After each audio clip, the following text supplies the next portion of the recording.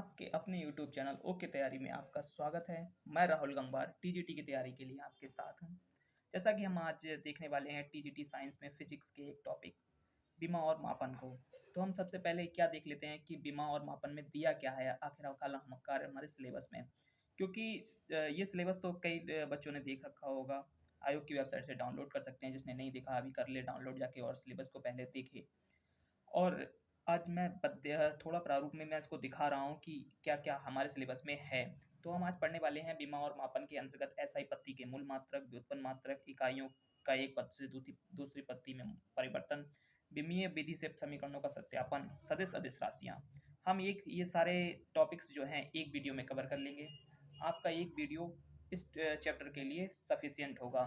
तो हम आगे बढ़ते हैं कि क्या होता है।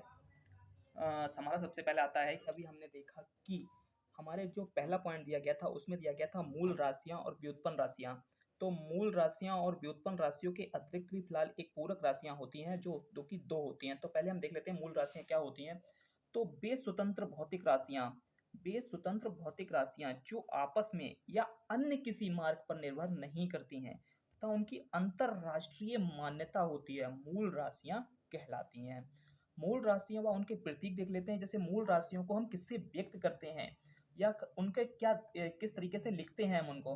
तो जैसे हमारी मूल राशि है जैसे लंबाई है तो लंबाई को हम किस में मापते हैं कि हम उसे मीटर में मापते हैं। जो हमारा कोई पदार्थ का द्रव्यमान है, ठीक है। जैसे हम 1 किलो चीनी लेके आए तो उसका जो 1 किलो चीनी है हम उसको क्या कहेंगे, जैसे हम चीनी लेके आए तो हम उसको क्या कहेंगे, 1 किलो चीनी लेके आए ना तो हम उसको किलोग्राम में मापते हैं। ऐसे ही हमारा समय होता है, समय को हम सेकंड में मापते हैं। और हमारा कोई ताप होता है तो उसका जो मूल मात्रक होता है वो होता है केल्विन, ठीक है।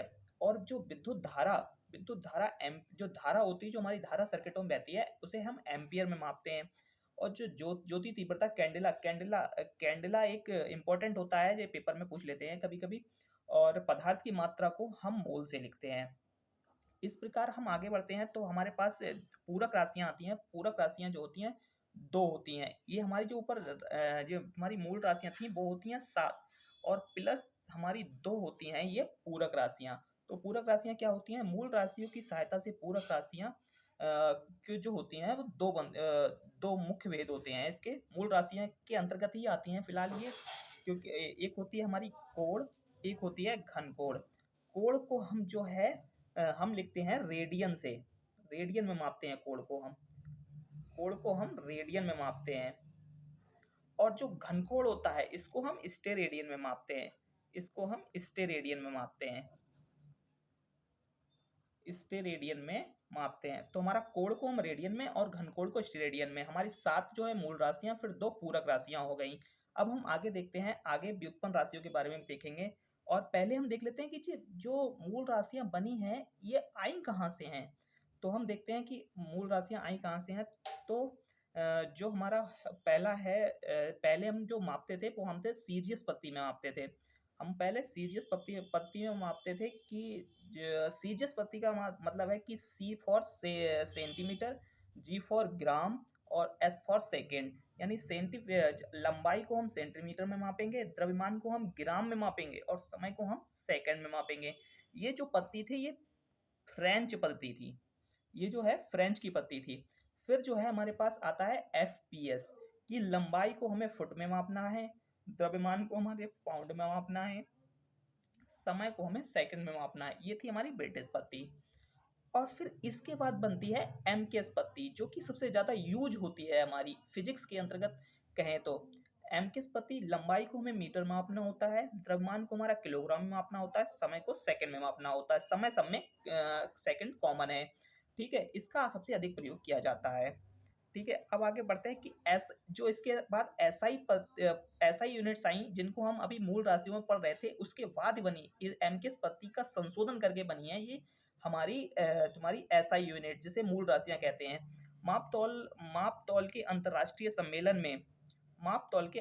सम्मेलन में सन 1960 में अनुमोदित किया गया तथा इस प्रणाली में 7 मूल मात्रक तथा 2 पूरक मात्रक थे। 7 मूल मात्रक अभी हमने देखे कौन कौन से थे।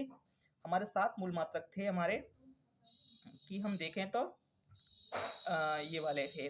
लंबाई को हम मीटर में metre, kilogram, second, kelvin, ampere, candela, mole, और 2 हमारे कोण तथा घन कोण, ये हमारे 7 और प्लस 2 पूरक मात्रक हो गए। अब हम आगे देखते हैं कि हमें कुछ 10 की घातों के बारे में भी देखना होगा। आगे इनका बहुत यूज़ होता है फिजिक्स के अंतर्गत। हम बात करें तो इसका हम कहीं हर किसी में जो है इसको लिखते हैं कि 10 की घात के रूप में लिखना है, तो हम 10 की घात के रूप में क्या-क्या कहते हैं उसको भी देखना ज़रूरी होता है। ठीक है? तो जो हमारा 10 की पावर 1 होता है उसे हम कहते हैं डेका, 10 की पावर 1 होता है उसे कहते हैं डेका, 10 की पावर 2 होता है उसको कहते हैं हेक्टो, 10 की पावर 3 कहते हैं उसे किलो कहते हैं। ठीक है? 10 की पावर 6 होता है वो मेगा होता है, 10 की पावर 9 होता है वो गीगा होता है, 10 की पावर 12 वो टेरा होता है, 10 की पावर 15 वो पेंटा होता है, 10 की पावर 18 वो एक्सा होता है, 10 की पावर -18 ना, यहाँ से नहीं शुरू करेंगे, यहाँ से देखते हैं हम पहले। 10 की पावर -1 इसे हम डेसी कहेंगे। ठीक है? 10 की पावर -2 इसे हम सेंटी कहेंगे, सेंटीमीटर जिसे कहते हैं। 10 की पावर -3 जिसे मिलीमीटर कहते हैं हम। 10 की पावर -6 माइक्रोमीटर, ये सबसे ज़्यादा पूछा जाता है हमारा एग्जाम के अंतर्गत। चाहे इसको अगर ये 1 मीटर बराबर 10 की पावर -6 माइक्रोमीटर होगा, चाहे इसे सेंटीमीटर में बदल कर पूछ लेगा, लेकिन हमें इसको अकॉर्डिंग देखना होता है। 10 की पावर -9 नैनोमीटर होता है, 10 की पावर -10 एंगस्ट्रॉम जिसे कहते हैं हम। ठीक है? जो हम विद्युत धारा में मापते हैं वो एंगस्ट्रॉम में मापते हैं। जो हमारा तरंग दैर्ध्य होता है उसे भी एंगस्ट्रॉम में मापते हैं हम। ठीक है? 10 की पावर -12 पिकोमीटर, 10 की पावर -17 फर्मी, ये हमारा नाभिक में मापा जाता है। नाभिक की जो लंबाई होती है वो होती है हमारी 10 की पावर -15 मीटर, 10 की पावर -18 एटो।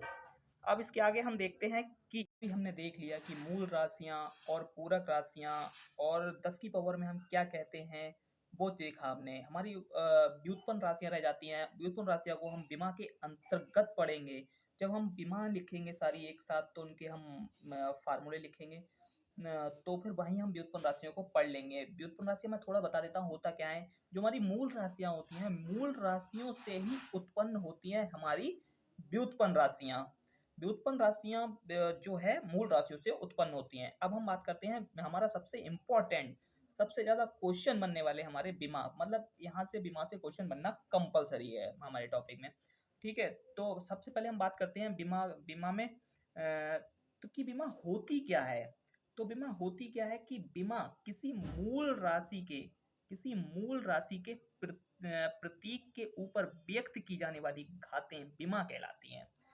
जब वो जो हमने मूल राशियां पढ़ी थी उसके ऊपर व्यक्त की जाने वाली घातें जो थी हमारी बीमा कहलाती हैं। जैसे हम बात करें क्षेत्रफल, क्षेत्रफल क्या होता है? क्षेत्रफल लंबाई गुणा चौड़ाई, लंबाई गुणा चौड़ाई। तो लंबाई को हम क्या मीटर में मापते हैं? मीटर में मापते हैं, और इसको भी हम मीटर में मापते हैं। लेकिन मीटर को जो है इसमें हम एल से व्यक्त करते हैं। बीमा में जो है एल से व्यक्त करते हैं। तो ये एल और एल कितना हुआ? L square. एल स्क्वायर नहीं कहते हैं इसको, एल टू कहते हैं। एल टू कहेंगे कि 2 एल हो गए हमारे। ठीक है? तो इस प्रकार हम लिखते हैं इसको। अभी हम पढ़ लेंगे कि किसको किस तरीके से लिखते हैं हम। तो हम आगे पढ़ते हैं कि अर्थात बीमा एक प्रकार की संख्या है। बीमा जो होती है एक प्रकार की संख्या है। यह धनात्मक भी हो सकती है, ऋणात्मक भी हो सकती है और भिन्नात्मक भी हो सकती है, शून्य भी हो सकती है। जो बीमा होती है एक प्रकार की संख्या है। ये धनात्मक भी हो सकती है, ऋणात्मक भी हो सकती है, भिन्नात्मक भी हो सकती है, शून्य भी हो सकती है। मूल राशियों के प्रतीक के रूप में घातों में व्यक्त की जाती है। हमने जैसे अभी पढ़ा भी था कि मूल राशियों के प्रतीक के रूप में घातों में व्यक्त की जाती है ये बीमा। किसमें व्यक्त की जाती है? घातों में व्यक्त की जाती है बीमा। अब बीमीय सूत्र कैसे बनते हैं? बीमीय सूत्र बनते कैसे हैं? तो वो हम देख लेते हैं कैसे बनते हैं। वह सूत्र जिसकी सहायता से मूल राशियों का संबंध वह सूत्र जिसकी सहायता से मूल राशियों का संबंध व्युत्पन्न राशि के लिए प्रयुक्त किया जाता है विमीय सूत्र कहलाता है। जो कि हम बात कर रहे हैं कि मूल राशियों का संबंध व्युत्पन्न राशि से होता है कि मूल राशियों से बनती हैं व्युत्पन्न राशियां, और फिर व्युत्पन्न राशियों के लिए जो प्रयुक्त होता है विमीय सूत्र जो बनता है वो प्रयुक्त होता है व्युत्पन्न राशि के लिए, विमीय सूत्र कहलाता है वो। जैसे हम एक सिंपल सा लेते हैं, बल का विमीय सूत्र क्या होगा। तो बल का विमीय सूत्र निकाल के देखते हैं कि बल का विमीय सूत्र कैसे निकालेंगे हम। ये तो डायरेक्ट यहाँ पे लिखा हुआ कि m/-2 है। ये आया कैसे है, इसको हम देखते हैं आया कैसे है। तो ये आया है इस तरीके से कि हमने बल का फार्मूला तो पढ़ा है, F equal to M A, पढ़ा है ना। एम को हम किस में व्यक्त करते हैं, किलोग्राम में। और ए क्या होता है हमारा, त्वरण। त्वरण का जो होता है त्वरण, वो होता है वेग परिवर्तन की दर बटे समय। तो वेग परिवर्तन की दम बटे समय, इसको हम लिखते हैं मीटर प्रति सेकंड स्क्वायर। ठीक है, तो किलोग्राम का क्या हुआ, किलोग्राम का हुआ एम। ठीक है, किलोग्राम का हुआ एम। और एक मीटर, मीटर को किस में मापते हैं हम, एल से। मीटर को एल से लिखते हैं हम। और किलोग्राम को हम एम से लिखते हैं, और सेकंड को हम टी से लिखते हैं। देखो नीचे सेकंड स्क्वायर है, तो नीचे हमने टी टू लिख लिया। ठीक है, अब जो एम मल तो ऊपर है ही, जो टी टू ऊपर जाएगा तो क्या हो जाएगा, माइनस का टू ऊपर हो जाएगा, तो हमारा ये बन गया विमीय सूत्र M L T minus two. अगर ये ऐसे समझ में नहीं आया तो मैं अभी बताता हूँ फिर से करके, कि जैसे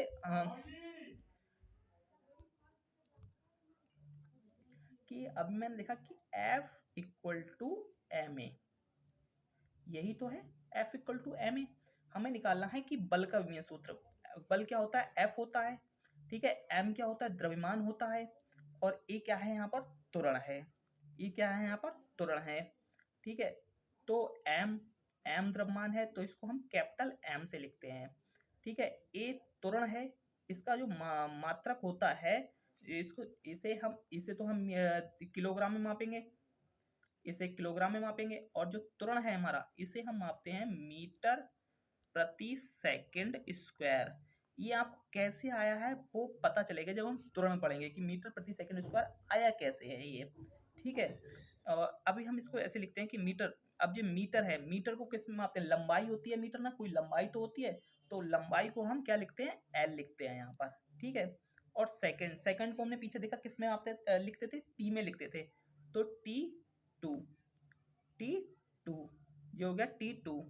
तो सीधा सीधा एम एल ऐसा ही है, एल ऐसा ही है। टी टू ऊपर जाएगा, किस में हो जाएगा, माइनस टू हो जाएगा। ये क्या हो जाएगा, माइनस टू हो जाएगा हमारा। तो बल का विमीय सूत्र क्या हो गया, M L T minus two, M L T minus two हो गया, M L T minus two हो गया विमीय। आपको मैं बता देता हूँ कि किसको किससे लिखते हैं, वो जिससे ज़्यादा समझ में आएगा। लंबाई, कोई लंबाई होती है, लंबाई, जैसे कोई लंबाई है, ठीक है, तो उसको हम लिखेंगे एल से। जैसे कोई मीटर आता है, सेंटीमीटर आता है, पिकोमीटर आता है, इसको हम एल से लिखेंगे। अगर कोई द्रव्यमान है, द्रव्यमान है, द्रव्यमान है, तो उसको हम कैपिटल एम से लिखेंगे। किससे लिखेंगे, कैपिटल एम से लिखेंगे। और अगर कोई कोई समय है, ठीक है, समय, समय टाइम, ठीक है, समय टाइम है, समय जो है टाइम है, कोई जो है टाइम है, समय है, समय है, तो उसको हम लिखेंगे टी से। और इन सबको जो है हम एक बड़े ब्रैकेट में बंद करके लिखेंगे। ये ऐसे खुले नहीं होते हैं, ब्रैकेट में बंद करे हुए होते हैं। ठीक है, और अगर हमारा कोई ताप आता है, ताप, टेम्परेचर, तो हम उसको लिखते हैं थीटा बनाते हैं। उसके लिए हम क्या लिखते हैं, थीटा। थीटा का साइन तो पता होगा, थीटा बनाते हैं उसके लिए हम, उसके लिए हम क्या लिखते हैं, थीटा लिखते हैं। और अगर हमारा एम्पियर आता है, उसके लिए हम ए लिखते हैं, जैसे हमने पीछे देखा भी है इसको। ठीक है, इतना समझ में आ रहा है, तो हम इतने से हम बहुत कुछ कर सकते हैं। अब हम आगे बढ़ते हैं अपना, कि विमीय विश्लेषण को हम करेंगे कैसे, हम लिखेंगे कैसे, बनाएंगे कैसे, हम उसको सबको देखते हैं कि किसको हम क्या कब निकालना होगा, सब कुछ देखते हैं उसके अंदर। कि रूल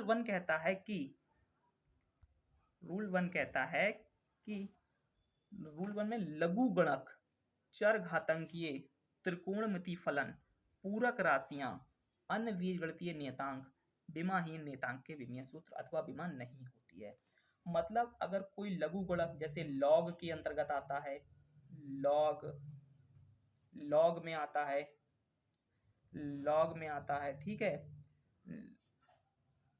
लॉग, चरघातांकी, मतलब जैसे एक्स स्क्वायर बात करें हम, ऐसे एक्स स्क्वायर बात करें, त्रिकोणमितीय फलन जैसे साइन थीटा, कॉस थीटा, इस प्रकार के पूरक राशियां जैसे हमने पढ़ी थी थीटा, और जो कोण घनकोण जो होते हैं उनकी कोई बीमा नहीं होती है, और कोई नियतांक बीजगणितीय नियतांक हो उसकी भी कोई बीमा नहीं होगी। इस प्रकार जो है इन चीजों की बीमा नहीं होती है। इनकी बीमा जो होती है वो शून्य होती है, या फिर जीरो लिखते हैं उसके लिए, किसी भी चीज के ऊपर जीरो लिखेंगे तो मतलब वो बीमाहीन माना जाएगा। ठीक है। दूसरा रूल क्या कहता है हमारा? दूसरा रूल कहता है कि किसी भौतिक समीकरण में लेफ्ट साइड और राइट साइड की बीमाएं समान होती हैं। कि अगर जैसे हमने अभी एग्जांपल देखा था कि F इक्वल टू ma ये है, तो F इस प्रकार से नहीं, अगर हमारी कोई समीकरण आती है, जैसे हमारी एक जो गैस की समीकरण होती है, जो गैस की समीकरण होती है उसमें P माइनस बी बी करके होता है, तो वो आपस में बराबर होते हैं, इक्वल होते हैं। हम उसको आगे देखेंगे कि left side right side equal होती है उनकी। जो हम थोड़ा लिख के बताता हूँ मैं कैसे। जैसे B माइनस बी ये होता है ना उसमें, तो जो उसमें B और B जो होते हैं आपस में इक्वल होंगे, तो हम कह सकते हैं कि जो B की बीमा होगी, जो B की बीमा होगी वो इस B की बीमा होगी। तो अगर हम कहें कि B हमारा घनत्व है, यहाँ पर बी क्यू होता है, लंबाई गुणा चौड़ाई प्लस ऊंचाई। ठीक है, बी क्यू होता है तो हम इसको करेंगे एल क्यू। ठीक है, तो जो एल क्यू जो हो जाएगी वो बी की बीमा हो जाएगी, मतलब ये आपस में बराबर होते हैं, लेफ्ट साइड आपस में बराबर इक्वल करके हम इसकी बीमा निकाल सकते हैं। ठीक है, आगे देखते हैं हम कि दूसरा क्या आता है। दूसरा आता है कि वे भौतिक राशियां जिन्हें जोड़ी अथवा घटाई जाती हैं उनकी बीमाएं समान होनी चाहिए। जैसा कि अभी हमने देखा ही कि जो अभी मैंने b माइनस बी करा, तो अगर ये घटाई या जोड़ी गई हैं आपस में तो भी इनकी बीमाएं समान ही होती हैं, तो भी इनकी बीमाएं समान ही होती हैं। जैसे अभी मैंने लिखा ही था कि बी माइनस बी। ठीक है, तो इनकी दोनों की बीमा आपस में समान होगी। हमें कहेगा कि बी की बीमा निकालो, तो हम जो बी इस वाली बी की बीमा होगी वो इस वाली बी की बीमा होगी। ठीक है, अगले हम लिखते हैं, आगे आते हैं। तो वे भौतिक राशियां, ये तो हो गया, ये भैया ये वाला आता है पॉइंट। जो एक्सपोनेंशियल वैल्यूज होती हैं, एक्सपोनेंशियल लॉग के घात के रूप में आने वाली राशियों का अनुपात अथवा गुणनफल की कोई बीमा नहीं होती है, अर्थात उनके मान को एक के बराबर मान लिया जाता है। अगर जैसे एक्सपोनेंशियल की कुछ पावर दी है 1/i t, अब ऐसे करके, तो जो इसकी कोई बीमा नहीं होगी। इसको हम क्या कर सकते हैं, बस इसकी पावर को हम एक के इक्वल मान सकते हैं और बीमा निकाल सकते हैं इस तरीके से। ठीक है, बाकी आगे हम जब एग्जाम्पल करेंगे तो पूरा क्लियर हो जाएगा। आप बने रहें बस, एग्जाम्पल के साथ ये पूरा क्लियर होगा। बीमा पर आधारित प्रश्न बनते कैसे हैं हमारी परीक्षा में, वो देख लेते हैं कि बीमा कुछ बनेंगे कैसे। अगर हम बीमा पढ़ रहे हैं तो पता होना चाहिए क्वेश्चन कैसे बनने वाले हैं हमारे।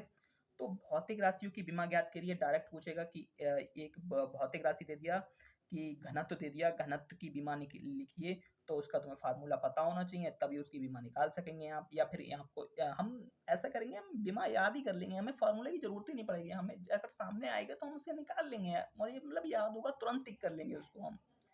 तो अगला क्वेश्चन कैसे बनेगा, किसी भौतिक समीकरण में उपस्थित नियतांकों की भौतिक राशि के पदों में बीमा। कि जैसे अभी देखा था कि उसका नियतांक था उसमें b, ठीक है, कांस्टेंट था, उसकी बीमा कैसे निकाली हमने, तो इस तरीके से बीमा निकाल सकते हैं उसकी।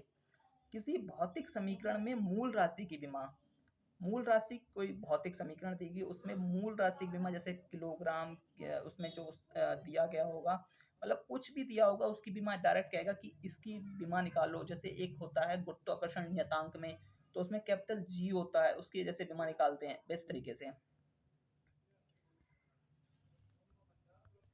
आगे आता है हमारा भौतिक राशियों का विमीय सूत्र को सुमेलित करना। हमें चार इधर दे देगा, चार इधर दे देगा, कहेगा इनको मैच करो। आगे इस सबके भी आगे विमीय सूत्र लिखे होंगे, उनको कह देगा मैच करो। ठीक है, इस प्रकार से भी क्वेश्चन बनता है। भौतिक राशियों की विमायक व विमीय सूत्र, अब देखते हैं हम कुछ भौतिक राशियों व उनके विमीय विमीय सूत्र।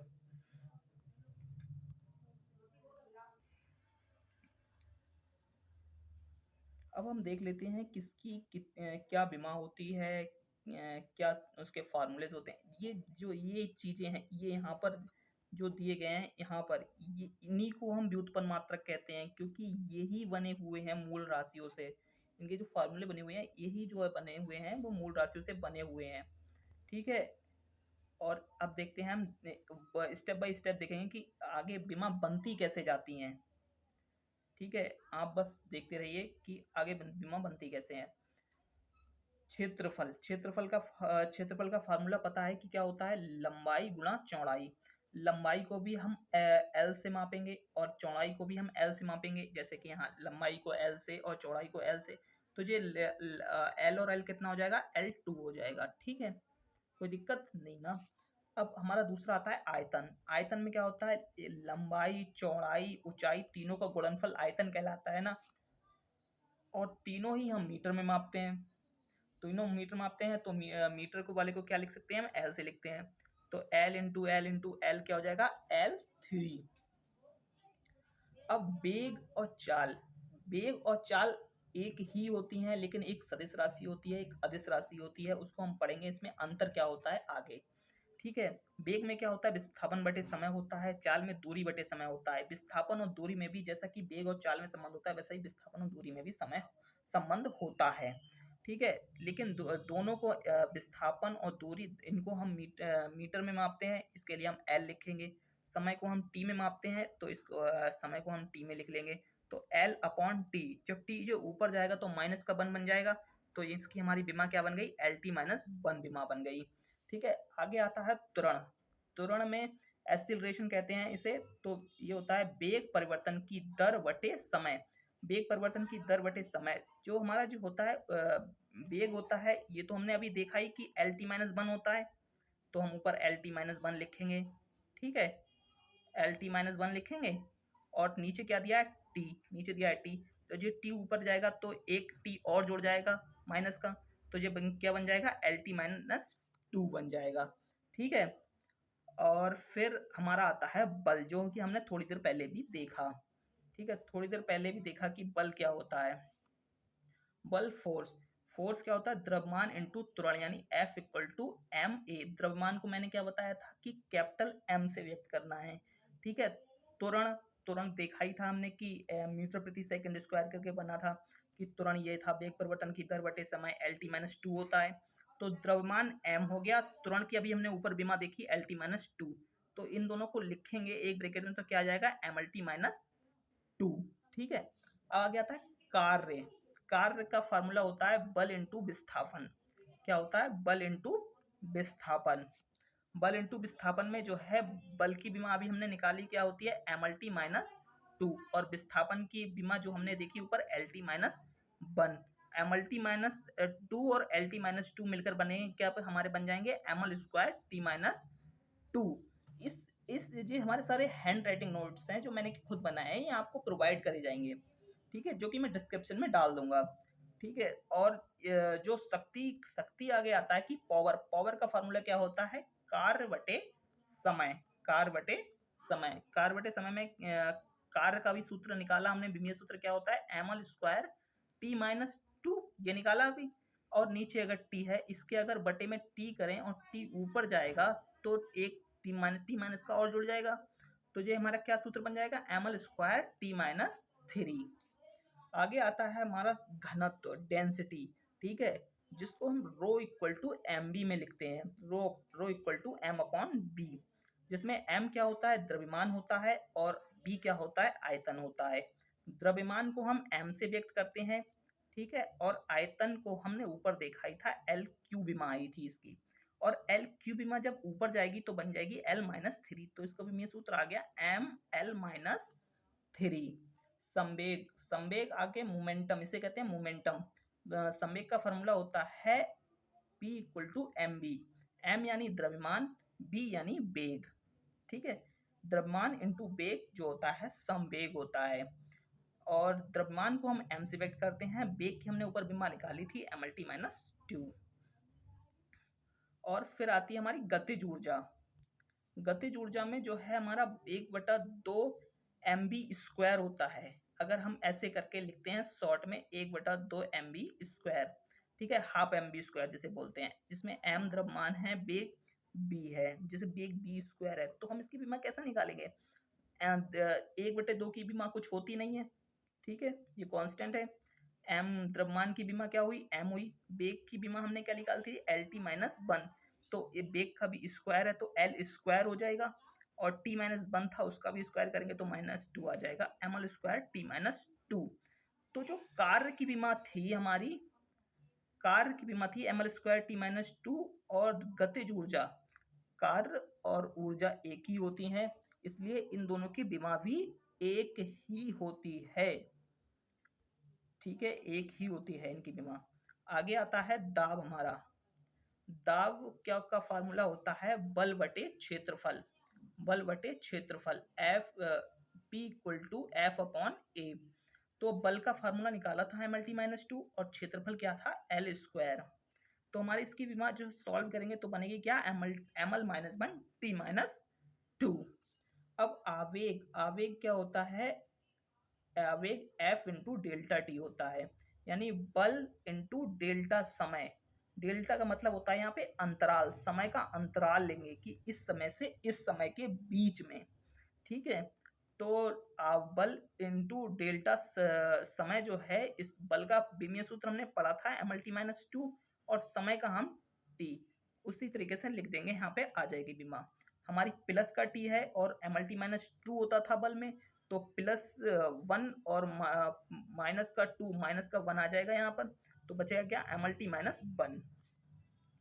बल आघूर्ण जो है, बल आघूर्ण F τ = F vector into D vector होता है, जहाँ F क्या है? बल है, और D दूरी है, ठीक है। तो बल इंटू दूरी, बल आघूर्ण टॉर्क, टॉर्क के बराबर होता है। बल का विमीय सूत्र हमने दिखाई था mlt-2, और दूरी जो है हमारी लंबाई में मापते हैं तो हमारी L हो जाएगी वो, तो ml² T-2 हमारी बल आघूर्ण का विमीय सूत्र बन गया। जो प्रतिबल होता है, प्रतिबल स्ट्रेस, बल बटे क्षेत्रफल, बल बटे क्षेत्रफल में जैसे हमने निकाली थी ऊपर वैसे निकाल सकते हैं। और विकृति, अब इसकी देखो मेन बात आती है, विकृति में क्या होता है?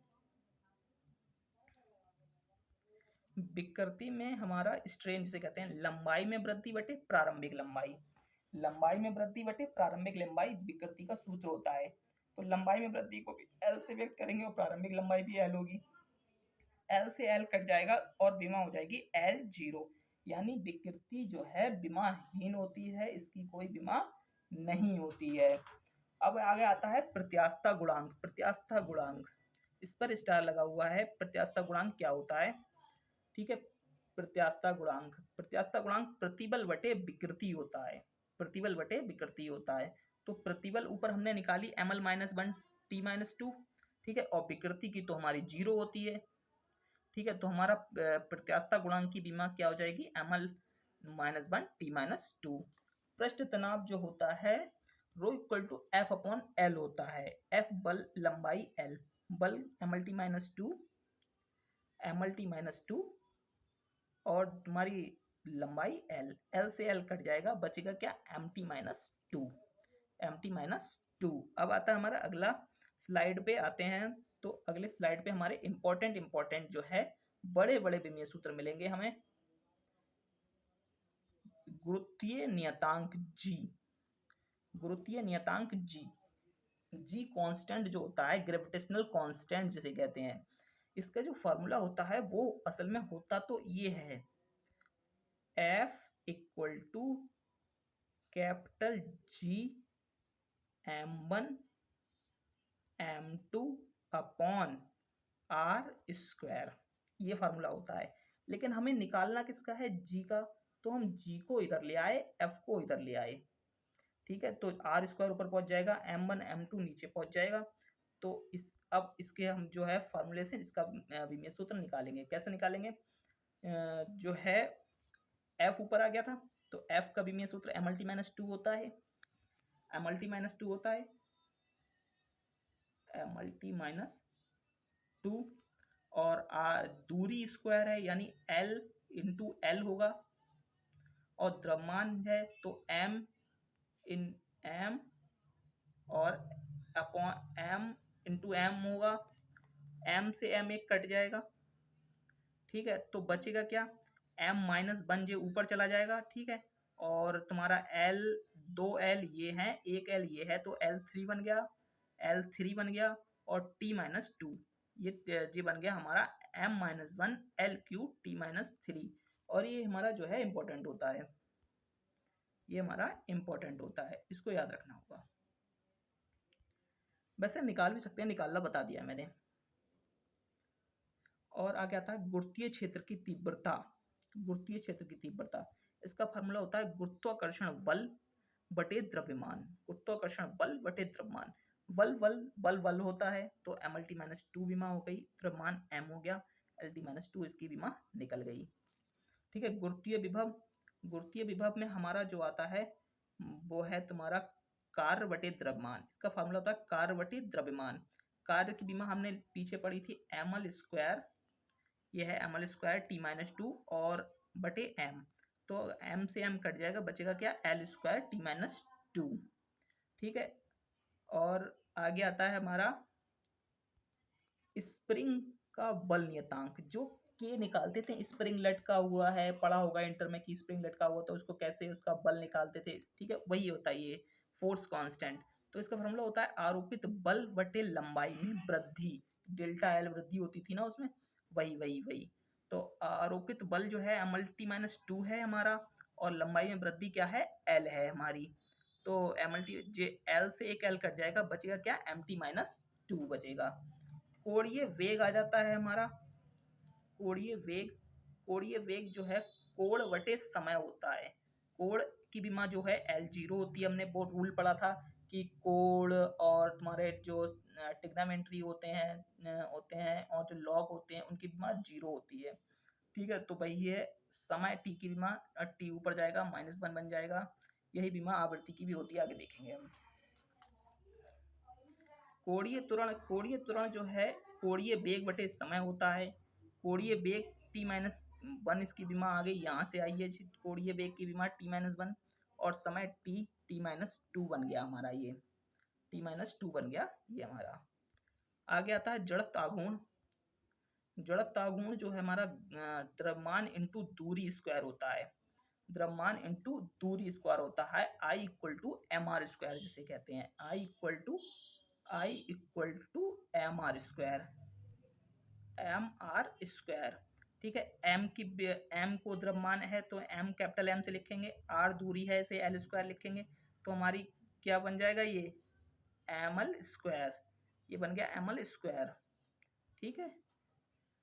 और अब आगे आता है हमारा कोणीय वेग, कोणीय संवेग, कोणीय संवेग सॉरी, कोणीय संवेग में क्या होता है, जड़त्व आघूर्ण इंटू कोणीय संवेग। जड़त्व आघूर्ण की विमा हमने यहाँ से निकाली ही थी अभी, एम एल स्क्वायर, और कोणीय वेग की विमा ऊपर भी निकाली थी, टी की पावर माइनस वन, तो ये M L square T minus one इसकी विमा हो गई।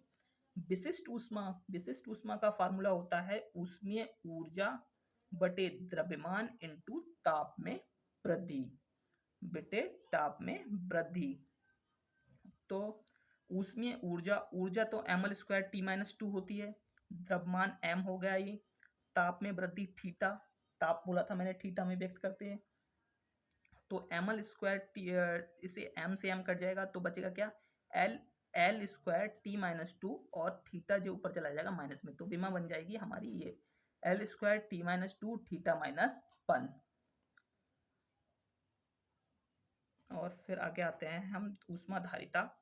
ऊष्माधारिता वाली विमा कैसे बनेगी हमारी, तो ऊष्माधारिता का फार्मूला होता है द्रव्यमान इंटू विशिष्ट ऊष्मा। विशिष्ट ऊष्मा यहाँ से आ जाएगी, द्रव्यमान m लगाएंगे, बाकी ऊपर की विमा उतर जाएगी और निकल जाएगी हमारी ऊष्माधारिता की विमा, ऊष्माधारिता की विमा निकल जाएगी।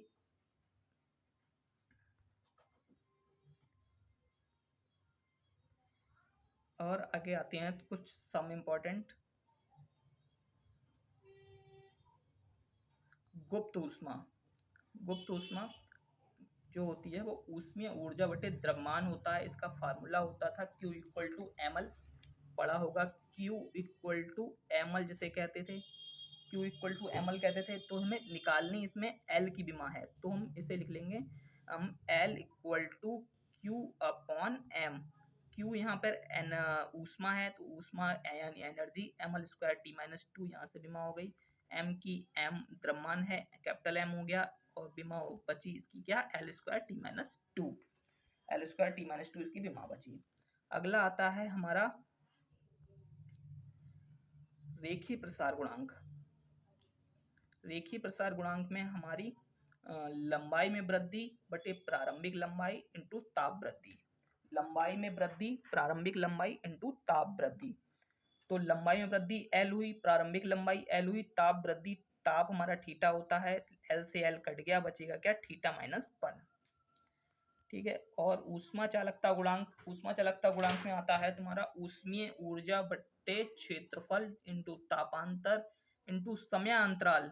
तो ये क्या बना जाके, M L T minus three और थीटा माइनस वन, इसका विमीय सूत्र बनेगा। अभी हम और विमीय सूत्र भी देखेंगे, जैसे जो समीकरणें होती हैं या बहुत इंपॉर्टेंट इसमें कांस्टेंट आते हैं, उनके फार्मूले होते हैं, तो उनमें उन कांस्टेंट्स की विमा कैसे निकालते हैं। ठीक है, जैसे सिग्मा की विमा होती है, कभी कभी सिग्मा टी की पावर 4 होता है, उसमें सिग्मा की विमा होगी कुछ। ठीक है, तो वो निकालेंगे अभी हम। पहले हम ये इतनी इंपॉर्टेंट विमा देख लेते हैं, ताकि हमारा कहीं अगर यूज होता है तो हम उनको याद कर सकें, याद में लिख सकें उनको, क्योंकि उनका उन फार्मूले में यूज होगा। बोल्ट्जमैन नियतांक के की विमा हम अलग से भी निकालेंगे, हम ये देख लेते हैं अभी, वैसे डायरेक्ट भी देख लेते हैं कैसे क्या विमा होती है इसकी, बोल्ट्जमैन नियतांक की। गतिज ऊर्जा बटे ताप होता है इसका फार्मूला, और M L square T minus two गतिज ऊर्जा हुई, ताप थीटा हुआ, M L square T minus two theta one J हो गया। ओके, आगे आता है हमारा गैस नियतांक आर। गैस नियतांक R PV equal to NRT, पढ़ा था ना, पीवी इक्वल टू एनआरटी, उसी से निकल रहा है आर। दाब, दाब और इंटू आयतन बटे ताप, ये दाब की विमा M L minus one T minus two, आयतन एल क्यू, और थीटा ताप हो गया, तो इसकी विमा निकल आई M L square T minus two theta minus one. ठीक है, और आगे बढ़ते हैं हम, तो प्लांक नियतांक एच की विमा जो होती है वो होती है H equal to H mu था, तो एच की विमा निकालनी है तो बन जाएगा ई अपॉन म्यू। ठीक है, तो ई हमारी ऊर्जा और आवृत्ति, ऊर्जा की विमा M L square T minus two, आवृत्ति टी माइनस वन, तो हमारी विमा बन गई M L square T minus one. वेग प्रवणता, वेग प्रवणता, वेग परिवर्तन और अपॉन दूरी, एम एल माइनस वन और अपॉन एल, और equal to T minus one, इसकी विमा बन गई। सैन्यता गुणांक ईटा होता है, सैन्यता गुणांक ईटा, जिसमें बल हमारा बल आ गया, बल बटे क्षेत्रफल इंटू वेग प्रवणता होता है, इसमें M L T minus two और क्षेत्रफल का एल स्क्वायर, वेग प्रवणता टी माइनस वन, तो इसकी विमा बन जाती है हमारी M L minus one T minus one, M L minus one T minus one. और ये त्रिकोणमितीय अनुपात विमाहीन तथा मात्रकहीन होती हैं, ये मैंने पहले बता ही दिया। अभी हमने लिस्ट में सारी बीमाओं को एक साथ देख लिया कि किसकी क्या बीमा होती है। अब इन बीमाओं को हम फार्मूले के हिसाब से कैसे निकालते हैं वो देख लेते हैं, एक एक फार्मूला कुछ देख लेते हैं, इंपॉर्टेंट हम कैसे निकलते हैं इनकी बीमा। तो हमारा फार्मूला तो होता है F equal to G M one M two R square कहेगा, इसमें जी की बीमा बताओ। ठीक है, सर्वाधिक गुरुत्वाकर्षण नियतांक, तो हम क्या करेंगे, यहाँ से सीधा जी इधर लेके आए, एफ इधर आ गया, और आर स्क्वायर ऊपर, एम वन एम टू नीचे आ गया, और एफ की बीमा M L T minus two याद करी थी उधर से, और एम वन एम टू ये क्या है, यहाँ पर द्रव्यमान है, क्या है, द्रव्यमान है, ये नीचे द्रव्यमान आ गए, नीचे एम स्क्वायर आ गया, और आर स्क्वायर लंबाई है तो एल माइनस टू हो गई। इसको सॉल्व किया, M minus one L cube और टी माइनस टू आ गया। ठीक है हमारा, और एक आता है हमारा सैन्यता गुणांक, सैन्यता गुणांक का विमीय सूत्र, ठीक है, इंपॉर्टेंट है, F equal to six pi N R V, जिसमें सिक्स पाई क्या हो गया, तो विमाहीन होगा। ठीक है, एन बाहर आ गया, और delta B upon delta X, इसको लिख सकते हैं हम आर वाले को। ठीक है, और बी जो है इंटू ए, इसको इस तरीके से लिख सकते हैं हम। और फिर आ जाता है हमारा N M multi minus two upon delta X है, यानी जो उसका जो स्थिति होगी उसका अंतर होगा, तो क्या बनेगा जी, ml minus one T minus one बनेगा ये। और फिर आता है हमारा एप्सिलॉन परमिटिविटी। इसका भी आता है, बहुत सारा आता है इसमें कि इसकी बीमा क्या है। ये तो एप्सिलॉन और म्यू जीरो दोनों की बीमा एक साथ पूछ लेता है, ठीक है। मैं किसी माध्यम विद्युतशीलता का विमीय सूत्र क्या होगा, किसी माध्यम विद्युतशीलता का विमीय सूत्र क्या होगा, तो E equal to epsilon zero के, एप्सिलॉन या एप्सिलॉन जीरो नॉट, इसे जीरो नहीं बोलते हैं, नॉट बोलते हैं, या कभी कभी जीरो भी बोल देते हैं, ठीक है। तो इसका जो फार्मूला होता है वो होता है कूलाम स्क्वायर बटे न्यूटन मीटर स्क्वायर, ठीक है। कूलाम स्क्वायर को हम एम्पियर स्क्वायर और सेकंड स्क्वायर लिखते हैं, ठीक है। इसकी बीमा 80 होती थी, 80, इसकी बीमा आगे निकालेंगे भी शायद। कूलाम की बीमा होती है 80 होती है, और नीचे जो है न्यूटन मीटर स्क्वायर है, न्यूटन यानी बल, ठीक है, बल की बीमा आएगी यहाँ पे। और मीटर स्क्वायर है तो वो तो एल आएगा ही आएगा, ठीक है। तो ए टी बीमा मैंने बोला कूलाम की होती, तो ए स्क्वायर टी की पावर 4 ये बन गया हमारा, ये बन गया हमारा, और एम किलोग्राम और एल क्यूब ये आ गया हमारा लंबाई वाला। तो हमारा इसकी जो बीमा निकलेगी वो निकलेगी, एप्सिलॉन की बीमा होती है वो होती है M minus one L minus three T four A square या ए टू, ठीक है। और आगे बढ़ते हैं, निकालेंगे म्यू जीरो की बीमा। दोनों मैंने बोला एप्सिलॉन जीरो और म्यू जीरो दोनों ही इंपॉर्टेंट ही होती है। इसकी म्यू जीरो की बीमा कहाँ से निकालेंगे, तो B equal to mu zero upon क्या होता है 4 पाई या 2 पाई, 4 पाई होता है, ठीक है। क्यू अपॉन आर स्क्वायर वायु अथवा निर्वात अथवा किसी माध्यम में चुंबकशीलता का विमीय सूत्र होता है ये, B equal to mu zero upon 4 pi Q upon R square, ये पूरा विमीय सूत्र होता है, ठीक है। Mu zero permittivity of vacuum मतलब निर्वात में, mu zero equal to mu upon ampere square, कैसे बनाइए वो देख लेते हैं। यहाँ से निकल के आया ये mu, mu zero equal to जो होता है म्यू अपॉन एम्पियर स्क्वायर यानी धारा वाला जो एम्पियर है, तो म्यू यहाँ पर M L T minus two, M L T minus two यानी बल वाली बीमा ली है, यानी म्यू यहाँ पे बल माना, चुंबकीय बल माना है यहाँ पे हमने, और धारा एम्पियर ए स्क्वायर बीमा हो गई। इसमें क्या हुआ है M L T minus two A minus two हो गया, ठीक है। अब हमारा अगली तरह के सवाल देखेंगे कि सवाल अगली तरीके के जो हमने देखे थे कि किस किस तरीके के सवाल बनते हैं, उस तरीके उस हिसाब से अगला सवाल देखते हैं। किसी समीकरण में नियतांकों की बीमा निकालना, कि नियतांकों की बीमा कैसे निकालेंगे, कांस्टेंट की बीमा कैसे निकालेंगे।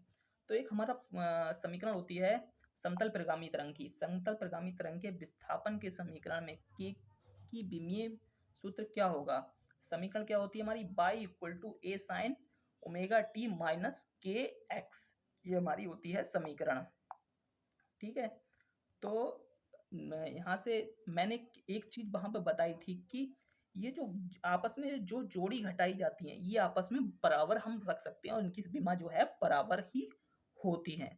तो मैंने ओमेगा टी इक्वल टू के एक्स रख लिया, ओमेगा टी इक्वल टू के एक्स रख लिया, यहाँ से के की वैल्यू निकालूंगा तो क्या आएगा ओमेगा टी अपॉन एक्स, ठीक है। ओमेगा टी अपॉन एक्स, यहाँ पर ओमेगा क्या है कोणीय वेग है जिसकी बीमा क्या होती है टी माइनस वन होती है, टी समय है जिसकी बीमा क्या होगी टी, और एक्स दूरी है जिसकी बीमा क्या होगी एल, ठीक है। सारा बीमा रख दो, ओमेगा की टी माइनस वन रख दी हमने, और टी की टी रख दी, और एक्स की हमने एल रख दी। इसका जो आ जाएगी बीमा वो आएगी एल माइनस वन। तो हमारा जो इसकी जो कांस्टेंट था हमारा के, उसकी बीमा आई एल माइनस वन। इस तरीके से निकालते हैं हम किसी समीकरण के नियतांकों की बीमा। हमें सिर्फ ये ध्यान रखना है कि आपस में जो जोड़ी घटाई जाती है उनकी बीमाएं बराबर होती हैं, और आप आमने सामने की जो बीमा होती हैं वो बराबर होती हैं। अगले देखते हैं, एक समीकरण ये आती है हमारे पास Q equal to Q naught one minus E की power minus T upon R C. ध्यान रखना है आपको वाला रूल, एप्सिलॉन के ऊपर कुछ भी होता है उसकी बीमा नहीं होती, लेकिन उसके घात को हम इक्वल में एक करके लिख लेते हैं। तो हमने इसकी घात को उठाया और इक्वल करके एक लिख लिया, T upon R C equal to one, T की वैल्यू क्या आई आर सी, तो आर सी इक्वल टू क्या आ गई बीमा टी, सिंपल सी। सबसे इंपॉर्टेंट आता है हमारा ये वाला, इसमें जो कांस्टेंट की बीमा निकालनी होती है वो निकालनी होती है ए और बी की बीमा निकालनी होती है। बहुत इंपॉर्टेंट आता है, आ ही जाता है, ये डायरेक्ट भी पूछ सकता है। ठीक है, तो हम सबसे पहले क्या करेंगे, हमने पढ़ा भी है कि इन आप ये आपस में बराबर होती हैं, तो लिख लेंगे P equal to A upon B square. तो ए की बीमा निकालनी, तो ए के इक्वल क्या लिखेंगे, पी बी स्क्वायर। पी यहाँ पर क्या है, दाब है, तो M L minus one T minus two हो गया। बी की बीमा एल स्क्वायर है, एल जो है बी यहाँ पर आयतन है, बी की बीमा क्या होती है कि बी की बीमा होती थी एल क्यू, और इसका भी स्क्वायर करना है। ठीक है, तो यहाँ पर क्या हो गया, एल की पावर 6। इसको सॉल्व करेंगे तो किया जाएगी एम एल की पावर 5 टी माइनस टू। इसी प्रकार यहाँ पर b की बीमा निकालनी है, तो सीधा सीधा b के बराबर है वो एल क्यू निकल जाएगी, जैसे मैंने बताया था पहले। और अब आगे देखते हैं दूसरी बीमा।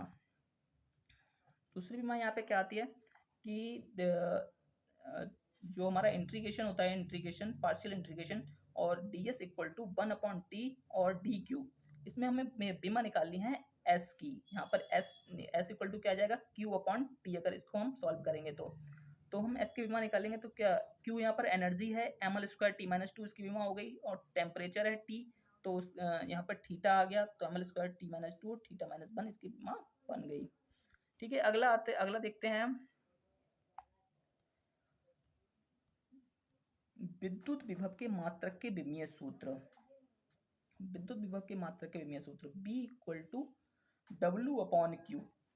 B equal to W upon Q. B क्या है, यहाँ पर कार्य है, वो W यहाँ पर कार्य है, जो और Q यहाँ पर कूलाम है, आवेश, जिसे आवेश कहते हैं। कार्य को हम जूल में मापते हैं, आवेश को हम कूलाम में मापते हैं। तो जूल और कूलाम क्या होता है, एम्पियर प्रति सेकंड, क्योंकि Q equal to I T होता है। ठीक है, अगर Q equal to I T होता है तो एम्पियर सेकंड उसका विमीय सूत्र हो गया, एम्पियर सेकंड, और एम्पियर का ए और टी का टी, ये क्या बन गई, कूलाम की बीमा बन गई। ठीक है, तो यहाँ से वही लिखा हुआ है M L square T minus two और ए टी, इसको सॉल्व किया बन गया M L square T minus three A minus one. ठीक है, और के बोल्ट्जमैन नियतांक का विमीय सूत्र, ये भी मैंने बोला था, देखो बनाना लिखना कैसे आता है, P V equal to N K T एक होता है। ठीक है, सूत्र होता है एक, और K equal to P V upon N T निकालेंगे। एन क्या है, नंबर ऑफ एटॉमिक और मॉलिक्यूल्स। ठीक है, इसका कोई लिखेंगे नहीं, बीमार कोई दिक्कत होगी नहीं। तो पी यहाँ पे दाब है, न्यूटन मीटर स्क्वायर। पी यहाँ पे पी इक्वल टू होता था ना एफ अपॉन ए, तो एफ का न्यूटन और ए का मीटर क्षेत्रफल है, तो मीटर स्क्वायर, और बी जो यहाँ पर वो है आयतन, और टी यहाँ पर ताप है, तो उसे केल्विन में लिख लिया हमने। न्यूटन मीटर से काट पीट के आ जाएगा हमारा M L square T minus two upon theta, और इसकी बीमा क्या आ गई, K equal to M L square T minus two theta minus one.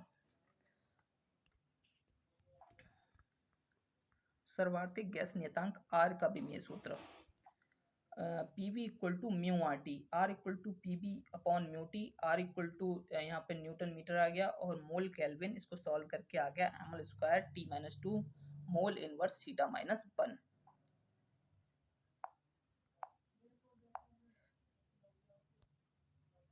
बारे में पढ़ लिया। अब हमारा एक लास्ट पॉइंट बचता है, सदिश और अदिश राशियां क्या होती हैं। सदिश अदिश राशियां क्या होती हैं, हमारा एक लास्ट चीज बचती है। ठीक है, फिर उसके बाद हमारा ये चैप्टर फिनिश हो जाएगा। तो सदिश अदिश राशियां बनती कैसे हैं, वे राशियां जो दिशा के आधार पर बनती हैं, जैसे अदिश राशि, सदिश राशि और प्रदिश राशि, सब में दिश दिश लगा हुआ, यानी दिशा के आधार पर होंगी। ठीक है, अदिश राशि वह है जिसमें दिशा नहीं होती है, सिर्फ परिमाण होता है, परिमाण होगा दिशा नहीं होगी। ठीक है, और सदिश राशि में परिमाण भी होगा, दिशा की आवश्यकता भी होगी, एक प्रदिश राशियां होती है। ठीक है, और फिर देख लेते हैं कि इसके उदाहरण में कि सदिश अदिश राशियों में उदाहरण कौन कौन से आते हैं, कैसे हैं जो। और एक बात होती है कि सदिश में हम सदिश के योग का नियम का पालन करेगी जो राशि, वही सदिश राशि कहलाएगी, और एक निश्चित दिशा में होगी वो। ठीक है, और जैसे अब अदिश राशि का उदाहरण देख लेते हैं, द्रव्यमान।